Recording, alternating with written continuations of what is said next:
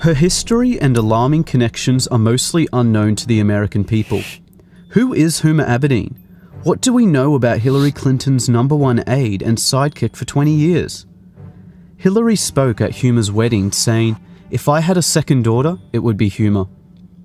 This presidential election decides who gets to run the most powerful country on earth, so it is obviously very important to understand the facts about Huma Abedin, as she may very soon become Chief of Staff in the White House. I'll be simplifying an intricate web of people, organizations, and events that unraveled over many years. All of this information and more is available online for anyone who has access to Google. Anyway, here is an unbelievable story of infiltration, unfolding before our eyes, and the most important aspect of this election that you definitely won't see on CNN. There are 4 main players in this: Hillary Clinton, Huma Abedin, Abdullah Omar Nassif, and Saudi Arabia. Huma was born in the USA. Then when she was 2 years old, her family moved to Saudi Arabia. They lived in Saudi Arabia for 16 years. Huma returned to the USA when she was 18 to study at George Washington University. Only after 2 years in the country, she became an intern for Hillary Clinton, and soon after started working full-time. Also in 1996, Huma was working at her family business, a journal by the Institute of Muslim Minority Affairs. The Abedin's family business is owned by the Muslim World League, Saudi Arabia's global organization that promotes violent Wahhabi Islam. They even share an office at 46 Goodge Street, London. Saliha Abedin, Huma's mother, and Hassan Abedin, Huma's brother, currently work there still. Abdullah Omar Nassif is one of the founders of the Muslim World League and served as vice president of the Saudi Kingdom Shura Council. He created Huma's family business along with her father. He also funded Al-Qaeda and Osama bin Laden, as did Saudi Arabia, for many years. His organization was declared guilty of funding Al-Qaeda terrorism by the USA State Department. During the Holy Land Foundation trial in 2001, the FBI discovered that the Muslim Brotherhood gave over $12 million to Hamas, the terrorist organization. They also found the secret 18-page plan for the Muslim Brotherhood, which explains that their work in America is a kind of grand jihad in eliminating and destroying Western civilization from within. This document is available online in full. One of the many listed organizations within the Muslim Brotherhood was the Muslim Students Association, which Huma was an executive board member on for 3 years. Only 2 years after Huma left, Anwar al-Awlaki, the Al-Qaeda member and preacher to 9/11 hijackers, became chaplain of the same Muslim Students Association that Huma was a part of. To make things worse, Huma's mother, Saliha Abedin, is a leading member of the Muslim Sisterhood, the women's division of the Muslim Brotherhood. All of these organizations share the same goal and tell us repeatedly in plain English. They want to destroy Western civilization and replace our laws with oppressive Sharia law like you see in Saudi Arabia. On 9/11, Abdullah Omar Nassif, Saudi Arabia, and Al-Qaeda tried to do just that. Where was Huma that day? The top funders of the 9/11 attacks created Huma's family business.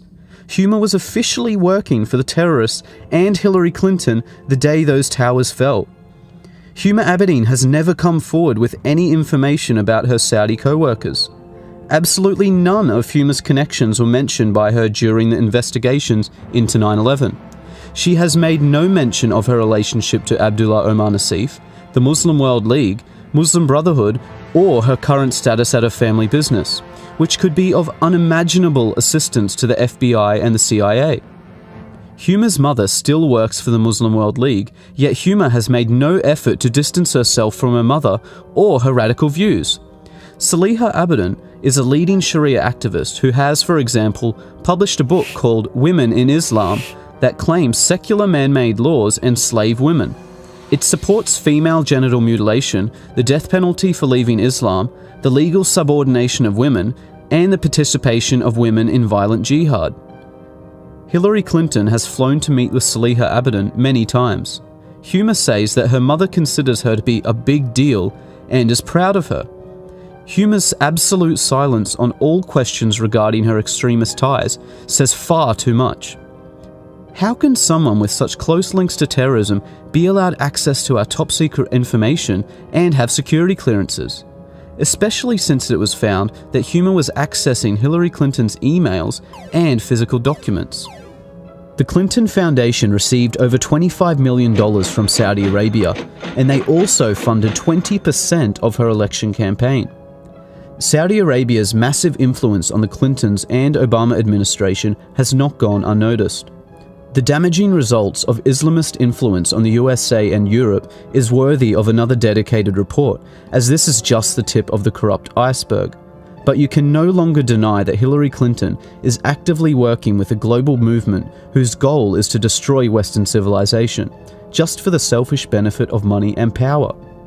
Huma is the previously hidden link between the Clintons and Saudi terrorism. Dozens of other people and organizations were left out of this for length. Any rational person should have high standards of evidence for claims such as this. So here is the fastest way to prove Huma's tie to Abdullah Omar Nassif that you can look up for yourself and is sourced by their own websites. Start at the website of Huma's family business, the Institute of Muslim Minority Affairs. See that Huma's mother, Saliha, and Huma's brother, Hassan, currently manage this company.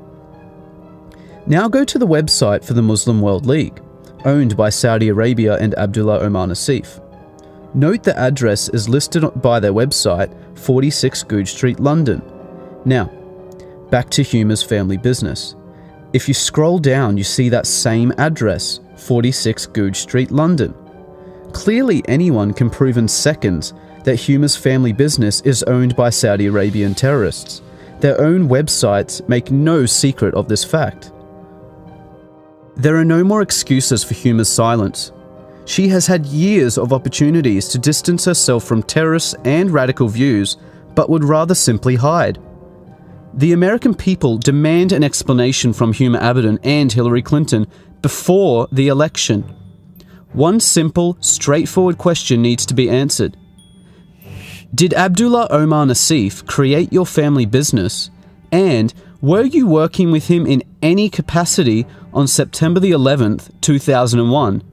Yes or no? This year marks the 15th anniversary of the day Al-Qaeda murdered 3,000 innocent citizens. Let's not forget about it so quickly. Huma's security clearances should be revoked until she or Hillary directly address this national security threat. Unfortunately, in the meantime, because of the overwhelming silence and lies, it appears to be true that a vote for Hillary Clinton will be a vote for Huma Abedin, the Muslim Brotherhood, Saudi Arabia, Al-Qaeda, and a wish for the complete destruction of the United States of America.